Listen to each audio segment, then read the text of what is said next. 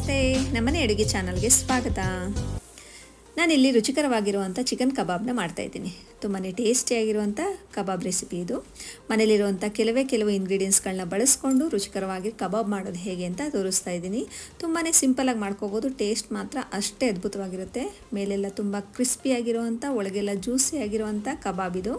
ಈಗ ಇದನ್ನು ಸಿಂಪಲ್ ಆಗಿ ಮನೆಯಲ್ಲಿರುವಂಥ ಇಂಗ್ರೀಡಿಯೆಂಟ್ಸ್ ಅನ್ನೇ ಬಳಸಿಕೊಂಡು ಹೇಗೆ ಮಾಡೋದು ಅಂತ ನಾನು ನಿಮಗೆ ತೋರಿಸ್ಕೊಡ್ತೀನಿ। ನಾನಿಲ್ಲಿ ಇದನ್ನು ಮಾಡೋದಕ್ಕೆ ಒಂದು ಅರ್ಧ ಕೆಜಿಯಷ್ಟು ಚಿಕನ್ನ ತಗೊಂಡಿದ್ದೀನಿ। ಚಿಕನ್ನ ನೀಟಾಗಿ ತೊಳೆದು ಎತ್ತಿಟ್ಕೊಂಡಿದ್ದೀನಿ। ಇದರಲ್ಲಿ ಸ್ವಲ್ಪನೂ ನೀರಿಲ್ಲದೆ ಇರೋ ರೀತಿ ಬಸ್ತಿಟ್ಕೋಬೇಕು। ಈಗ ಇದಕ್ಕೆ ಕಬಾಬ್ ಮಸಾಲೆನ ರೆಡಿ ಮಾಡ್ಕೊಳ್ಳೋಣ। ಒಂದು ಪಾತ್ರೆನ ತೊಗೊಂಡು ಇದಕ್ಕೆ ನಾನಿಲ್ಲಿ 1 ಟೇಬಲ್ ಸ್ಪೂನ್ನಷ್ಟು ಶುಂಠಿ ಬೆಳ್ಳುಳ್ಳಿ ಪೇಸ್ಟ್ನ ಹಾಕ್ತಾಯಿದ್ದೀನಿ। ನಾನಿಲ್ಲಿ ಮನೆಯಲ್ಲೇ ಶುಂಠಿ ಬೆಳ್ಳುಳ್ಳಿ ಪೇಸ್ಟ್ನ ರೆಡಿ ಮಾಡಿ ಬಳಸಿದ್ದೀನಿ। ಜೊತೆಗೆ 2 ಟೇಬಲ್ ಸ್ಪೂನ್ನಷ್ಟು ಕಾರ್ನ್ಫ್ಲೋರ್ನ ಬಳಸ್ತಾ ಇದ್ದೀನಿ। ಜೊತೆಗೆ 1 ಟೇಬಲ್ ಸ್ಪೂನ್ನಷ್ಟು ಅಕ್ಕಿ ಹಿಟ್ಟು, ಜೊತೆಗೆ 1 ಟೇಬಲ್ ಸ್ಪೂನ್ನಷ್ಟು ಕಾಶ್ಮೀರಿ ಚಿಲ್ಲಿ ಪೌಡರ್ನ ಬಳಸಿದ್ದೀನಿ। ಜೊತೆಗೆ ಅರ್ಧ ಟೇಬಲ್ ಸ್ಪೂನ್ನಷ್ಟು ಗರಂ ಮಸಾಲ, ಜೊತೆಗೆ ರುಚಿಗೆ ತಕ್ಕಷ್ಟು ಉಪ್ಪನ್ನು ಬಳಸ್ತಾ ಇದ್ದೀನಿ। ಜೊತೆಗೆ ಒಂದು ಅರ್ಧ ಟೇಬಲ್ ಸ್ಪೂನ್ನಷ್ಟು ಹಸಿರು ಮೆಣಸಿನ್ಕಾಯಿ ಪೇಸ್ಟು, ಚಿಲ್ಲಿ ಪೇಸ್ಟು, ಹಸಿರು ಮೆಣಸಿನ್ಕಾಯಿನ ಪೇಸ್ಟ್ ಮಾಡಿ ಬಳಸಿದ್ದೀನಿ। ಜೊತೆಗೆ ಒಂದು ಅರ್ಧ ನಿಂಬೆಹಣ್ಣನ್ನು ಹಿಂಡಿ ರಸ ಹಾಕ್ತಾಯಿದ್ದೀನಿ। ಜೊತೆಗೊಂದು ಮೊಟ್ಟೆನೂ ಕೂಡ ಸೇರಿಸೋಣ। ಕೊನೆಯಲ್ಲಿ 1 ಟೇಬಲ್ ಸ್ಪೂನ್ನಷ್ಟು ಕಸೂರಿ ಮೇಥಿ, ಇದನ್ನು ಕೂಡ ಕೈಯಲ್ಲಿ ಸ್ವಲ್ಪ ಕ್ರಷ್ ಮಾಡಿ ಸೇರಿಸ್ತಾ ಇದ್ದೀನಿ। ಕಸೂರಿ ಮೇಥಿ ಬಳಸೋದ್ರಿಂದ ಟೇಸ್ಟು ತುಂಬಾ ಚೆನ್ನಾಗಿರುತ್ತೆ।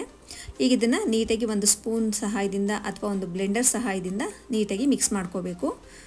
ಮೊಟ್ಟೆ ಎಲ್ಲ ನೀಟಾಗಿ ಬ್ಲೆಂಡ್ ಆಗೋ ರೀತಿಲಿ ಮತ್ತು ಪೌಡರ್ ಎಲ್ಲೂ ಸ್ವಲ್ಪನೂ ಗಂಟಿಲ್ಲದೆ ಇರೋ ರೀತಿಲಿ ಮಿಕ್ಸ್ ಮಾಡ್ಕೋಬೇಕು।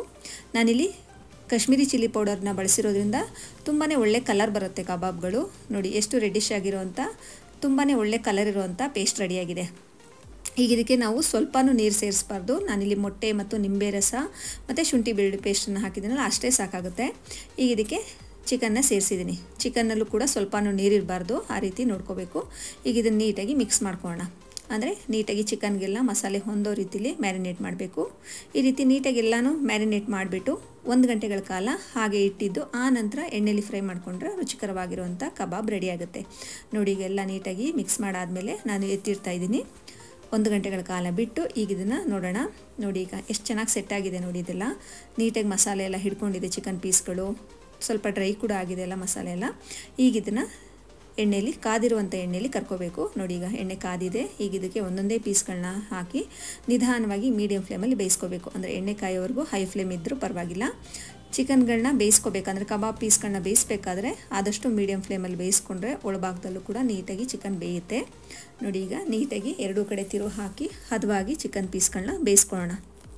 ಈ ಕಬಾಬ್ನ ಮಾಡಬೇಕು ಅಂದರೆ ನಾವು ಚಿಕನ್ನ ಮೀಡಿಯಮ್ ತೂಕ ಇರೋವಂಥ ಚಿಕನ್ನ ತೊಗೊಂಡ್ರೆ ತುಂಬಾ ಒಳ್ಳೆಯದು। ಅಂದರೆ ತುಂಬ ಜಾಸ್ತಿ ತೂಕ ಇರೋವಂಥ ಚಿಕನ್ನು ತೊಗೋಬಾರ್ದು, ಇಲ್ಲ ಕಡಿಮೆ ತೂಕದ ಚಿಕನ್ನು ತೊಗೋಬಾರ್ದು।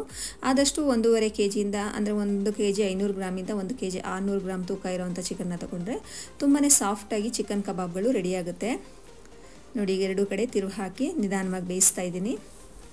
ಈ ಕಬಾಬ್ಗಳು ಏನಾಗುತ್ತೆ ಮೇಲೆಲ್ಲ ಕ್ರಿಸ್ಪಿಯಾಗಿರುತ್ತೆ, ತುಂಬಾ ಕ್ರಿಸ್ಪಿಯಾಗಿರುತ್ತೆ ಮತ್ತು ಒಳಗಡೆ ಕೂಡ ತುಂಬ ಸಾಫ್ಟಾಗಿ ಜ್ಯೂಸಿಯಾಗಿರುತ್ತೆ, ಮಸಾಲೆ ಎಲ್ಲ ಚೆನ್ನಾಗಿ ಹೊಂದ್ಕೊಂಡಿರುತ್ತೆ ಅಲ್ಲ, ಟೇಸ್ಟ್ ಅಂತೂ ತುಂಬ ಅದ್ಭುತವಾಗಿರುತ್ತೆ। ನೀವು ಮನೆಯಲ್ಲಿ ರೆಡಿಮೇಡ್ ಪೌಡರ್ನ ತಂದು ಮಾಡೋದಕ್ಕೆ ಬದಲಿಗೆ ಈ ರೀತಿ ಮನೆಯಲ್ಲೇ ಹೋಮ್ ಮೇಡ್ ಕಬಾಬ್ ಪೌಡರ್ನ ರೆಡಿ ಮಾಡಿಕೊಂಡು ಈ ಪೇಸ್ಟನ್ನು ರೆಡಿ ಮಾಡಿಕೊಂಡು ನೀವು ಕಬಾಬ್ನ ಮಾಡಿಕೊಂಡು ಟೇಸ್ಟ್ ನೋಡಿ, ಟೇಸ್ಟ್ ಅಂತೂ ಅದ್ಭುತ ಅಂತೀರಾ। ಮತ್ತೆ ಇದೇ ರೀತಿ ಮಾಡ್ಕೊಂಡು ತಿಂತೀರಾ, ಅಷ್ಟು ಟೇಸ್ಟಿಯಾಗಿರುವಂಥ ಕಬಾಬ್ಗಳಿದು।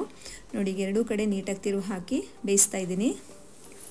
ನಾವು ಆದಷ್ಟು ಮೀಡಿಯಂ ಫ್ಲೇಮಲ್ಲಿ ಬೇಯಿಸ್ಕೊಂಡ್ರೆ ಕಬಾಬು ತುಂಬಾ ಚೆನ್ನಾಗಿ ಬೆಂದಿರುತ್ತೆ। ನೋಡಿ ಈಗ ಒಳ್ಳೆ ಕಲರ್ ಆಗಿರೋವಂಥ ಕಬಾಬ್ ರೆಡಿ ಆಯಿತು। ನಾನಾಗಲೇ ಹೇಳಿದಾಗೆ ಕಾಶ್ಮೀರಿ ಚಿಲ್ಲಿ ಪೌಡರ್ನ ಬಳಸ್ಕೊಂಡು ನಾವು ಈ ರೀತಿ ಕಬಾಬ್ನ ಮಾಡಿದ್ರೆ ಒಳ್ಳೆ ಕಲರ್ ಇರುತ್ತೆ। ಅಂದರೆ ನಾವು ಯಾವುದೇ ರೀತಿ ಫುಡ್ ಕಲರ್ ಹಾಕುವಂಥ ಅವಶ್ಯಕತೆ ಇರಲ್ಲ। ನಾವು ಹೋಟೆಲ್ಗಳಲ್ಲೆಲ್ಲ ತಿಂತೀವಲ್ಲ ಆ ರೀತಿ ಒಳ್ಳೆ ಕಲರ್ಫುಲ್ ಆಗಿರೋವಂಥ ಟೇಸ್ಟಿಯಾಗಿರೋವಂಥ ಚಿಕನ್ ಕಬಾಬ್ಗಳು ರೆಡಿ ಆಯಿತು। ನೋಡಿ ಈ ರೀತಿ ನಿಧಾನವಾಗಿ ಬೇಯಿಸ್ಕೊಂಡು ಎಣ್ಣೆಯಿಂದ ತೆಗೆದ್ರೆ ರುಚಿಕರವಾಗಿರುವಂಥ ಚಿಕನ್ ಕಬಾಬ್ ರೆಡಿ। ತುಂಬಾ ಸಿಂಪಲ್ಲಾಗಿ ಹೋಮ್ ಮೇಡ್ ಅಂದರೆ ಮನೆಯಲ್ಲಿರುವಂಥ ಕೆಲವು ಪದಾರ್ಥಗಳನ್ನ ಬಳಸ್ಕೊಂಡು ಮಾಡ್ಬೋದಾದಂಥ ಚಿಕನ್ ಕಬಾಬ್ ಇದು। ಇದಕ್ಕೆ ನಾವು ನಿಂಬೆ ರಸ ಕೂಡ ಸರ್ವ್ ಮಾಡ್ಬೋದು। ಅಂದರೆ ನಿಂಬೆ ರಸನ ಮೇಲೆ ಹಿಂಡ್ಕೊಂಡು ತಿಂದರೆ ತುಂಬಾ ಟೇಸ್ಟಿಯಾಗಿರುತ್ತೆ। ಇಲ್ಲಾಂದರೆ ಪುದೀನ ಚಟ್ನಿ ತುಂಬ ಒಳ್ಳೆ ಕಾಂಬಿನೇಷನ್ನು। ನೀವು ಈ ರೀತಿ ಕಬಾಬ್ ಮಾಡಿದಾಗ ಪುದೀನ ಚಟ್ನಿನ ಒಂದ್ಸಲ ಟ್ರೈ ಮಾಡಿ ನೋಡಿ, ಟೇಸ್ಟ್ ಹೇಗಿತ್ತು ಅಂತ ನನಗೆ ಕಮೆಂಟ್ಸ್ ಮಾಡಿ। ಈ ವಿಡಿಯೋ ನಿಮ್ಗೆ ಇಷ್ಟ ಆಗಿರೋ ನನ್ನ ಚಾನಲ್ಗೊಂದು ಲೈಕ್ ಮಾಡಿ, ಸಪೋರ್ಟ್ ಮಾಡಿ, ಸಬ್ಸ್ಕ್ರೈಬ್ ಮಾಡಿ। Thank you for watching.